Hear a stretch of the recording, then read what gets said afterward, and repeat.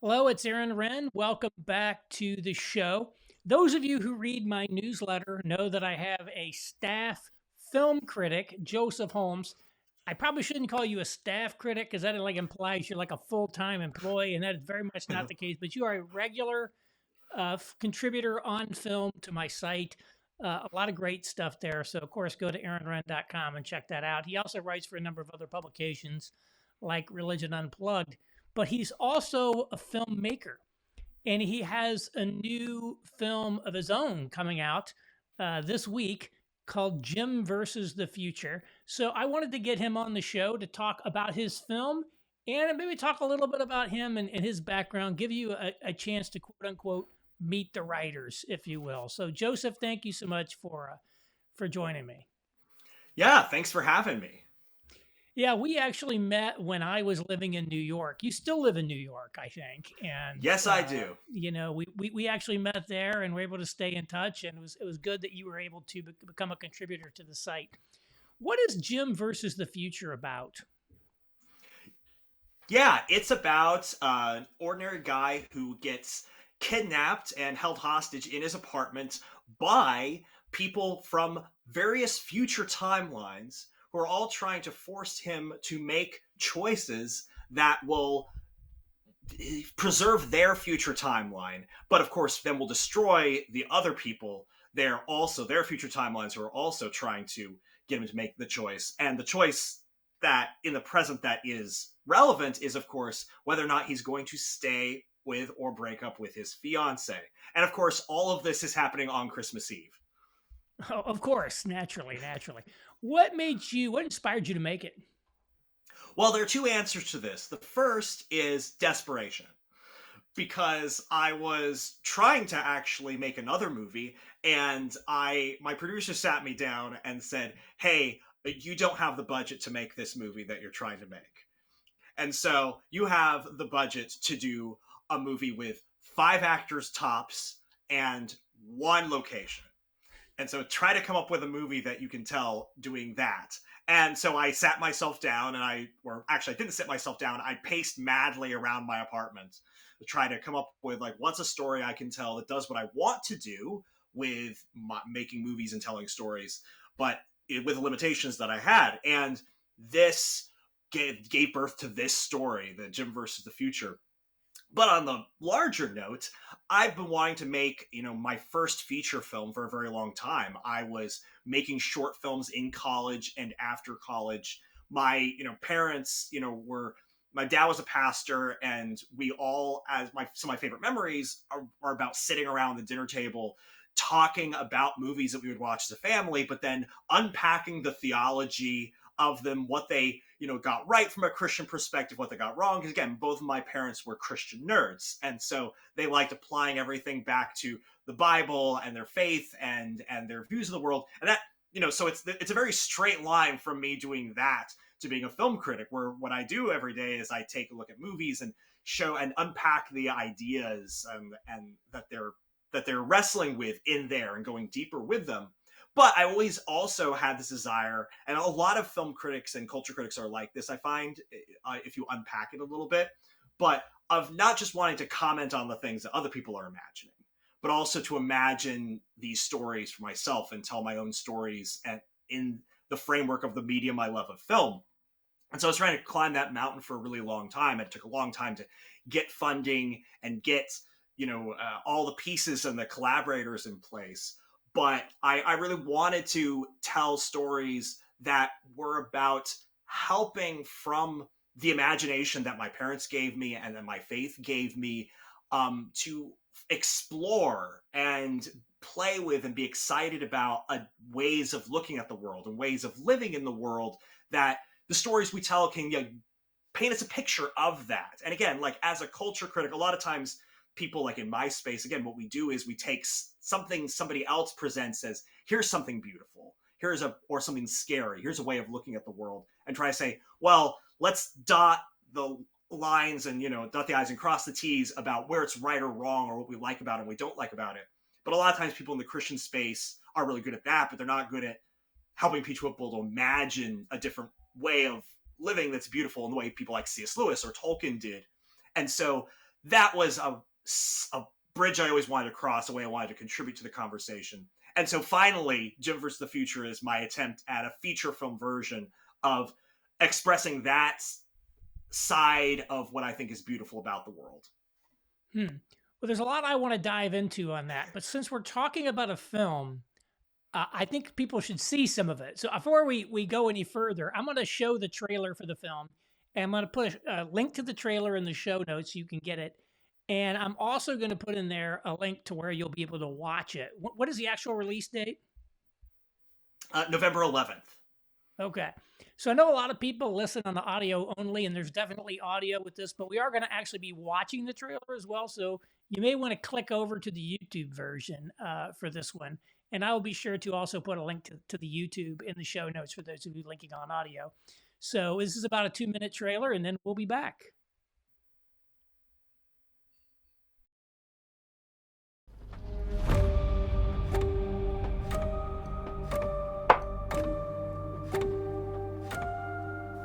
Hi, Jim. Do what I tell you, and I'll let you live. Movies always say, the multiverse is like a tree. For every decision you make, it branches off into 1 branch, 2 branch, 3 branch, etc. It's the exact opposite. The multiverse starts out with every possible tree branch, every possible future already existing. Then, with every choice you make, you kill the universe where you made the opposite choice. Every choice you make, every choice everyone makes in your whole life. That's why I need you to break up with Kathy. In my world, you broke up with her. And I need to save my world.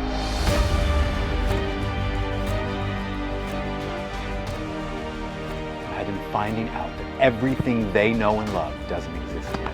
It will only exist if someone in their past makes the right choice. You want to know the legacy of your work? It's Cliff. Is a society full of Cliffs worth losing out on love? What do you love about Kathy? She's beautiful. She's smart. She teaches me things, but still admires me. I love the way you help me see the world. I love the way you help me see the world too. I feel like it's loving to give up who you are for someone else, but it's not. There's no morality, no compassion, when every choice is genocide. A dream is real until you kill it.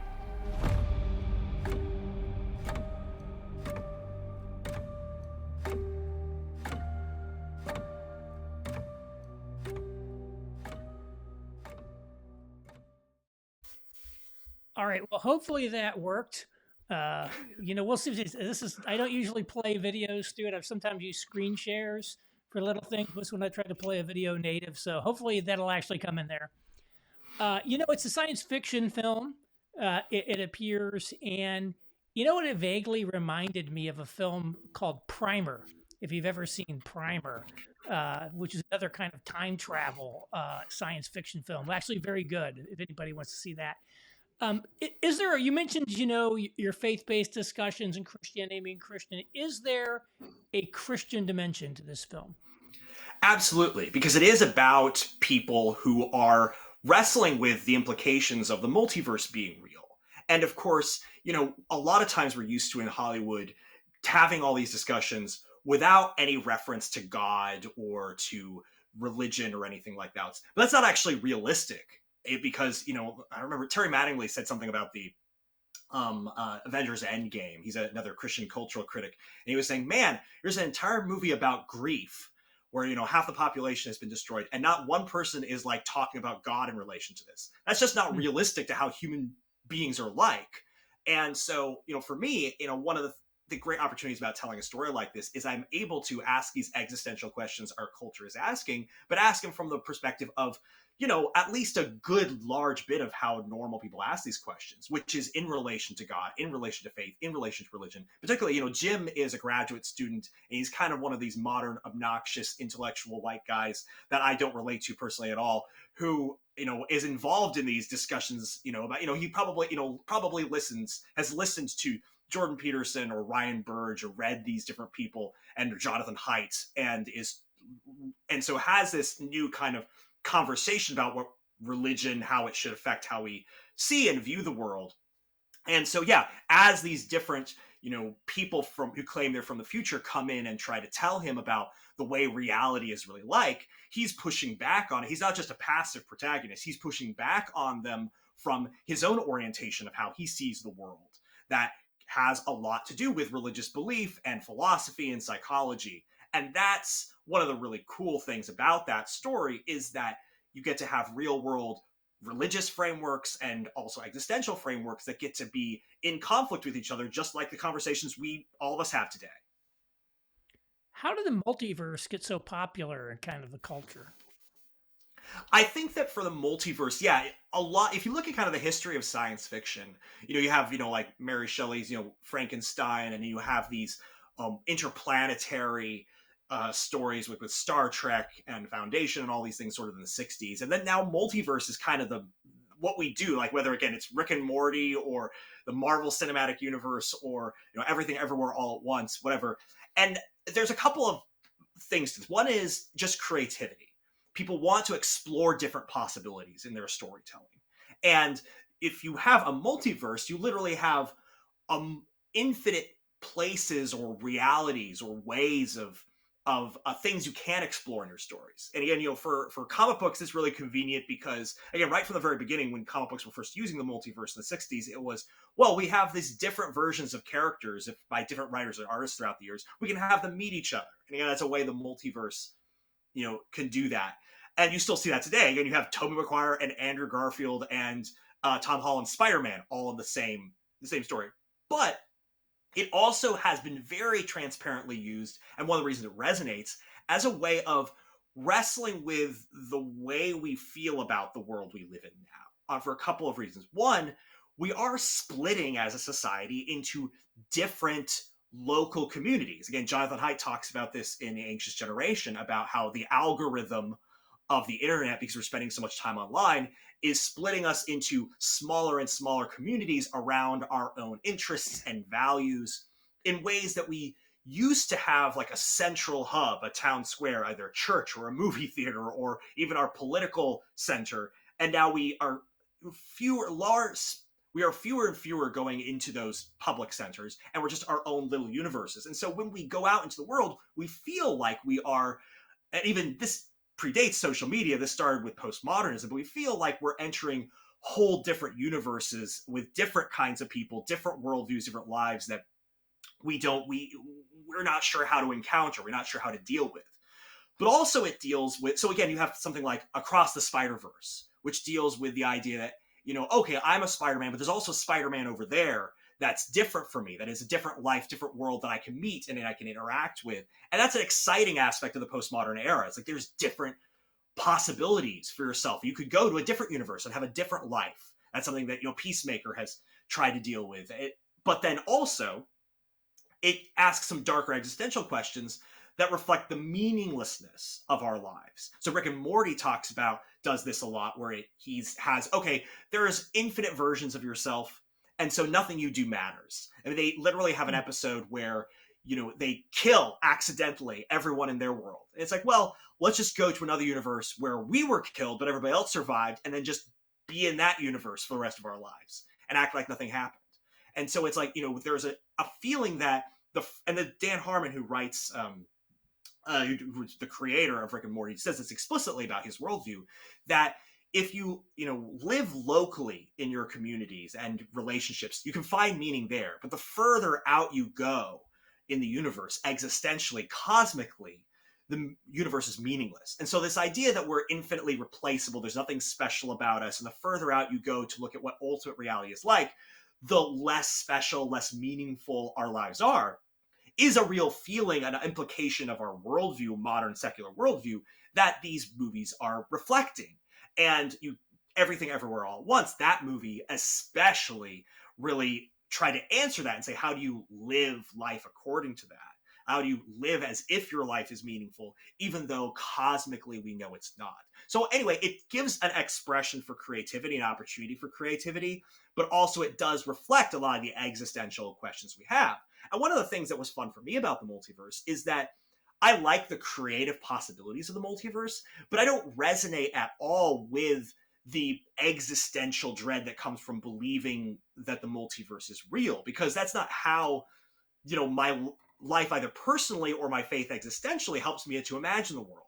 The way I imagine the world is our lives are incredibly meaningful. Our choices really matter. We're precious and beloved by God, and the choices that we do actually have cosmic implications on the world. My imagination is formed by, Michelangelo's Sistine Chapel that basically shows, here's where human beings are in the center of this cosmic drama with God at the top and the rebellion of angels and all of this mythic hero story that we have a place in. We're not the center of it, but we have a place in it. And so taking and sort of subverting the idea of the multiverse, the saying it's the exact opposite of what we think of it as, and instead going to kind of the Molinism direction of the future, which is that there's almost infinite seeming universe of possibilities. And every time we make a choice, we destroy a universe or a possible universe at least. And then the stakes are life and death with every choice we make. And that's more of what my faith teaches, and what my life experience says that life is really like, is that the stakes of our choices are really, really high. And by making these simple everyday choices to love, to be kind, to build and repair relationships, we are in a very real way repairing the world as part of the cosmic drama that Jesus has put us in. And that's something I believe, and it's like really cool to get to tell a story that puts that vision of what life is out into the world and out into the multiverse conversation that our culture's having. Yeah, it really gets to what we were talking earlier, that these existing multiverses are sort of like the secular imagination of the world, and you're trying to show the Christian imagination applied to that. But you also made a really interesting kind of distinction, which I'd never heard before, between a Christian imagination and a Christian worldview. Can you explain that? Because I'm not sure I fully understand it. Oh yeah, totally. This is something I've really gotten kind of excited about lately as I've been trying to talk about my different roles as like a culture critic and then a film critic and a filmmaker. Because James K.A. Smith, who's a Christian philosopher, one of the things he defined as the imagination as the pictures we have in our head before we think about it. And C.S. Lewis, he distinguished between truth and meaning, where he said, before you can say something is true or false, it has to first mean something. Before you can say, as a Christian believes, Jesus is God, he died for our sins, rose again so that we can be restored in right relationship with him, you first have to have a picture in your head of what God is, who Jesus is, what sin is, what died and cross is. All of these things have to be meaningful to you. You have to have a picture in your head before you can then say, okay, well, is it true that Jesus was God, died across for our sins? Christianity has, since maybe the Protestant Reformation, has focused on defining whether things are true or false, rather than focusing on helping people to imagine things that then we can decide are true or false. And we did this for a very good reason, because the Bible and, couple of thousand years of Christian tradition had already given us images with which to then debate the truth or falsity of them. But the further we get away from that as a culture, and the further we get into having just new circumstances that would be alien to the people who first gave us those images, the more it becomes necessary to have new Michelangelos who help us imagine the Christian story, or imagine just our lives from a Christian worldview, and that then we can then have the debate about whether that's true or false. So again, we have an image of the multiverse and the cosmic, the cosmos, that then Christianity's pastors are coming in and saying, well, this is true or this is not true. And they'll often go back to different pictures of it. Spencer Clavin, in his recent book, Light of the Mind, Light of the World, made this point that we have this image of we are made up of molecules, and we have this image of these ping pong balls dancing around in electricity or whatever. And he said, that's an image in our heads about what we are. But any scientist will tell you that that energy, that electricity going around that's supposed to be energy, that's not what it actually looks like. That's because its energy it doesn't have a visual, we do that in order to visualize it for ourselves, some approximation of it.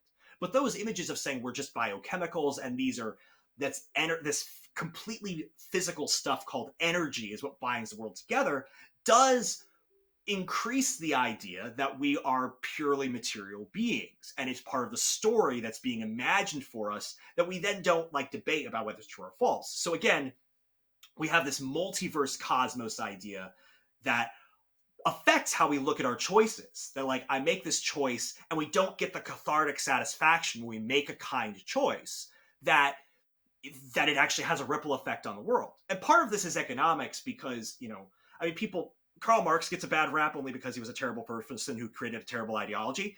But one of the things he pointed out is that in modern economics, we will make, we will have a job where we will make a little thimble that's used in somebody else's thing. We never get to see the thing we make actually have an effect on their lives. Where we used to have somebody who would make a horseshoe for a horse, and you would see the horse every day that was using your horseshoe, and you would have that feedback loop that your life actually mattered. And now the only way we do that is our personal relationships. But as, again, personal relationships become more and more fragmented, we don't see the value in our lives. And so creating this picture, and so of course, Multiverse reflects that. So doing kind of what C.S. Lewis and Tolkien did, let's tell new stories about our lives. They did in the fantasy and sci-fi world. And so I'm kind of trying to do this, not to like preach to anybody, but just to express the imagination I have and put it into conversation of, when I make a choice, I'm literally killing possible evil universes. So I am destroying armies of darkness every time I decide that I'm going to actually communicate with my loved ones instead of cutting relationships off with them too early. That's the kind of imagination I have about life that I would like to be part of the conversation that other people can have about life too. And stories are one of the most powerful ways to do that. Now, I also have not seen the film yet. I've only seen the trailer because it's not out yet. You didn't send me a screener, which is quite all right. But it looks like there's a romantic element to this film, while at the same time its target audience is men. I think that's an interesting combination. And you think about like quote unquote Christian media, it's overwhelmingly targeted at the women's market, and it affects a sort of a female sensibility. So how does your film relate to maybe talk about the romantic angle? I'd like to hear more about that as sort of a men's film, and then also how you relate to sort of traditional Christian media and maybe kind of the moment we're in now where there's more attention being paid to men. Yes. First of all, I have to say I did send the link, but it was very late, and I apologize for that because they didn't send me the official screener as soon as I had intended it to be sent out. So I apologize for that aspect of it.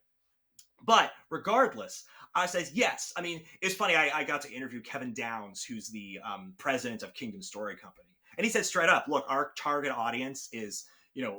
Is like 35-year-old and up moms. And that has been, and I've written about this for you a lot of times, because the market has been, for faith-based films, has been traditionally moms and women. And there's a very simple reason for that. And that's because the vast majority of most dedicated churchgoers and people who are committed to their faith in America for the last maybe 100 years have been moms, have been women. Those are the people who've been dragging their husbands and their kids to church. And so that they're the ones dragging their husbands and kids to Christian movies.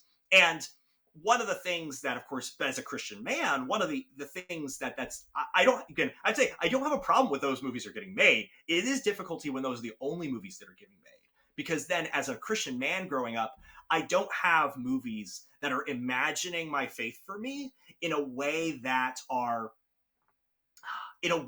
actually speaks to the deepest callings of my heart and what I want to, and the kind of person I want to be. How to say, well, how does my faith actually inspire me to answer my questions?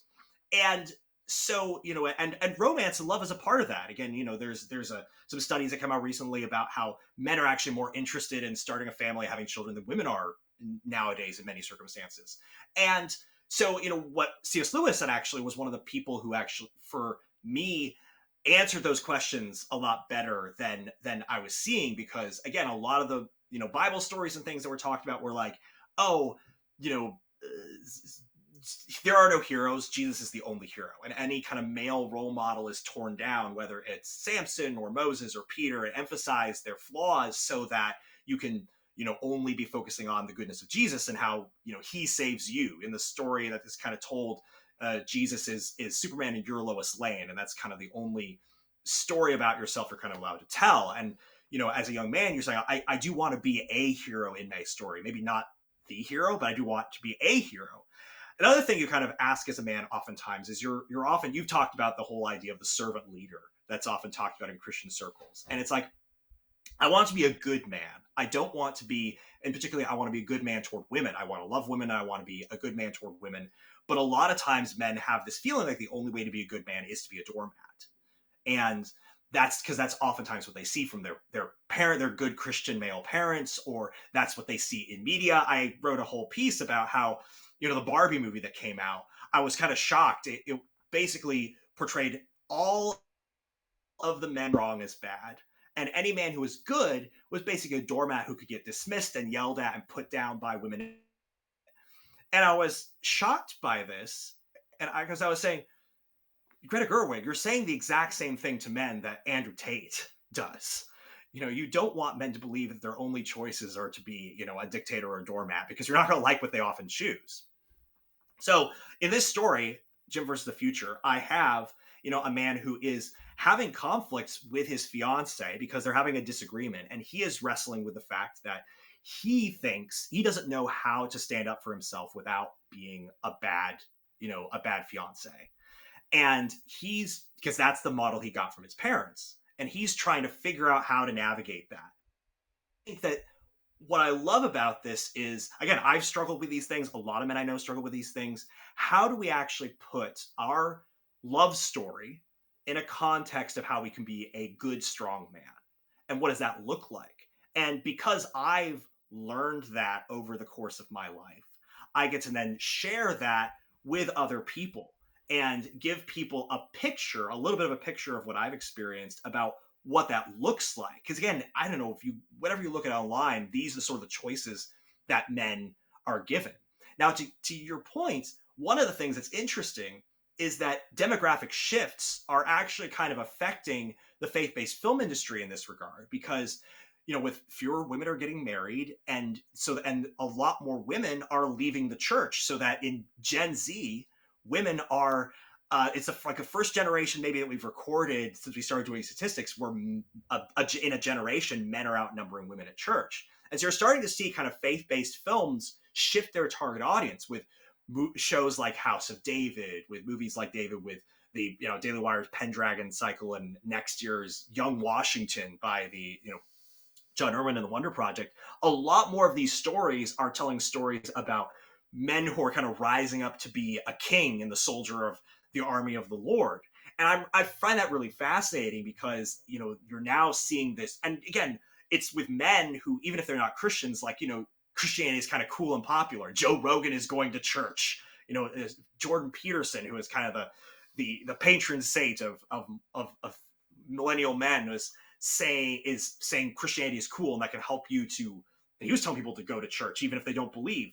So there is this kind of shift towards religion being a bit more male coded, and then you have books come out as Awake by a recent Christian author, and now formerly Christian author, and she's talking about her now leaving church to apparently practice witchcraft and stuff like that. I'm in the middle of the book right now, so it's you're starting to see a lot more of male coded religion and female coded spirituality, which you're seeing a lot in the Hollywood landscape, where they portray female led spirituality as good, like Sinners. Again, the preacher was bad and ineffectual, and then the sort of folk religion witch doctoress, she was positive, able to actually fight the vampires. And of course, you have Greta Gerwig's Aslan being voiced by a woman, and all these different pieces. And then Black Phone 2, again, it's the girl who has the spiritual powers, who kind of reads Jesus, but also like witchcraft books, who's good, and the institutional religion is either bad or ineffectual. So there is this kind of split going on within Hollywood. On the one hand, that's kind of female-coded spirituality is good, and then the faith-based film industry, where like male-coded religion is good. And that's a fascinating development. And I kind of find myself with Jim versus the Future entering that space where there's actually more of an audience for what I'm trying to do than there was just, a year or 2 years ago. Yeah, again, the film is Jim versus the Future, Joseph's debut feature-length film. I've seen some of your short films before. There's a link to look at it in the show notes, as well as a link to the trailer. So be sure to check that out. When is the official release date? November 11th on DVD and digital. Okay. Now, I got one last question before we wrap up. You said that faith-based films and horror movies are set to dominate the airwaves, as if you will, in the coming years. Why do you say that?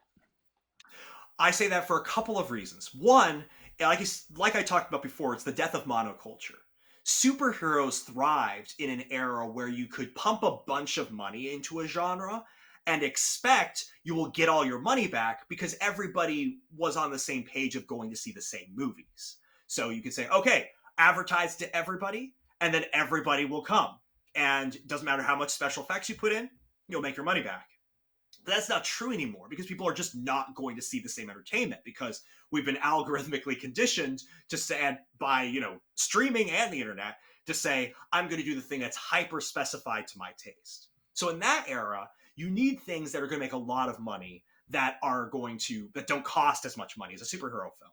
Well, what are the two of the top genres that have the highest ROI, return on investment, of any Hollywood, of any movie? It's faith-based movies and horror films. Now, what have we seen have the biggest surge of dominance this year?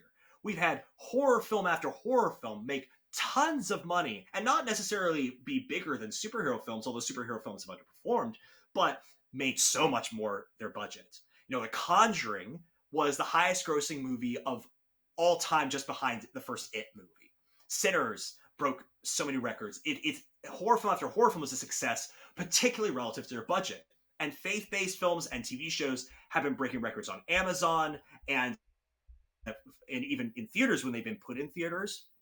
I mean, Angel Studios' King of Kings was like number 2 or maybe number 1 at the box office this year. An animated Jesus film by religious people that's insane. And The Chosen has been breaking the mainstream. So this year, faith-based films and horror films have been dominating, and a big part of it is just the economics of it.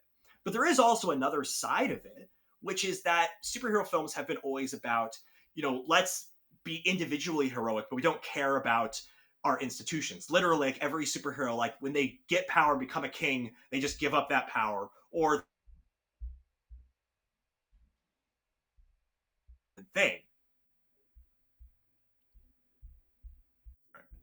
But these horror films and these faith-based films are kind of about older myths, older stories that say there is a higher authority that we need to help us to fight the evil that's in our world. And I think that that's kind of reconstructing these kind of new myths is something that the faith-based genre and the horror genre are going to be doing. And it's funny because the ultimate expression of this is that we're getting a sequel to Passion of the Christ in 2 years, which is going to be essentially, apparently, about Jesus descending into hell in order to conquer evil and death. And I'm just like, literally, if you had the platonic ideal of a faith-based horror movie, which we never, that would be it. And the thing is, we've never gotten that really before in a wide scale because, again, the audience for faith-based films was female and the audience for horror films was male.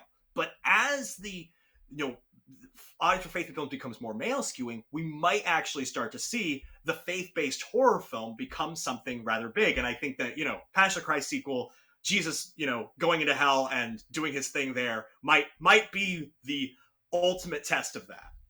Right. We have faith-based films, we have horror films, and we have faith-based horror films. Yes, exactly. Apparently, that's the future. So that's my next movie. Well, my guest today has been Renn newsletter film critic Joseph Holmes. We're talking about Jim versus the Future, his new film that is out this week. Joseph, thank you so much for joining me. Thank you so much for having me.